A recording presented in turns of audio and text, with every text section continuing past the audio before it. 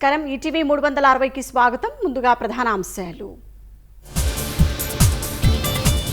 వరద బాధిత ప్రాంతాల్లో చురుగ్గా సహాయ చర్యలు, విరివిగా నిత్యావసరాలు, ఆహారం, తాగునీరు పంపిణీ. విజయవాడలో పర్యటించిన మంత్రులు, బాధితులకు అందుతున్న సాయంపై ఆరా.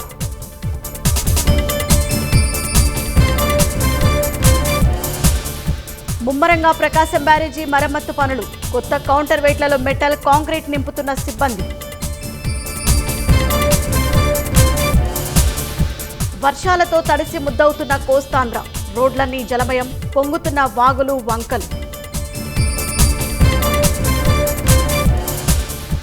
హైదరాబాద్లో ఉధృతంగా హైడ్రా దాడులు, 3 చోట్ల అక్రమ నిర్మాణాల కూల్చివేతలు.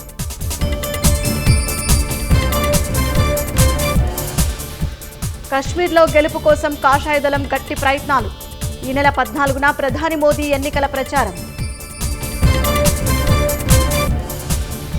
వియత్నాంలో యాగి సూపర్ టైఫూన్ బీభత్సం, భీకర గాలులతో నేలకొరిగిన వృక్షాలు, విద్యుత్ టవర్లు.